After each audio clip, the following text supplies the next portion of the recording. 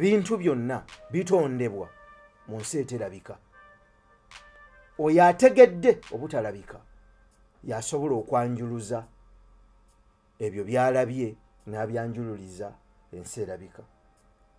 Nakaakano tusobola okuba nga tutudde mu studio naye ng'ebirowoozo si byaffe, ebirowoozo bya mwoyo oyo Katonda gw'atuwa, atulungamya n'okutulambika ku biki mu kiseera ekyo ekiba kyetaagisibwa okuwulira abo abatonde be yateekayo, abayimiridde eyo era abatudde emabega wa rediyo zaabwe okuwulira bino basobole okusitula emyoyo gyabwe n'okugizuukusa.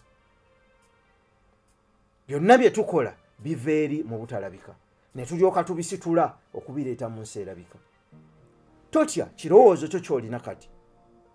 Era kankubuulire, obumu ku bubonero kwolabira nti ekirowoozo ekyo si kya bwongo bwo wabula kya mwoyo oba kya Katonda wo ddala, kwe kubeera nga kaakano bw'okirowooza tolina busobozi ku kyo. Anti buli lw'olowooza okukitandika onoonya ne wootandikira tolaba. Katonda bw'aba akutuma tatunuulira buzito bwo mu nsi mw'oli, atunuulira obuzito bwo mu nsi ey'omwoyo.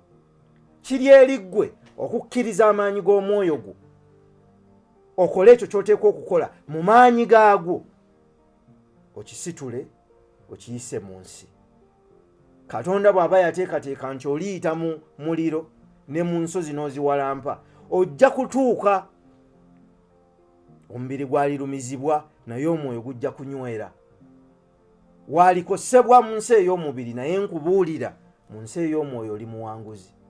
Bino byonna ebikusoomooza bitunuulire ng'omukisa Katonda gwakuwadde okwongera okukunyweza omwoyo gwo, okukuwa amagezi okumanya n'okutegeera. Anti bwe tusaba Katonda okutujja ku ddaala erimu okututwala ku ddaala eddala, tatuyisa nga mu bibiina by'ensi.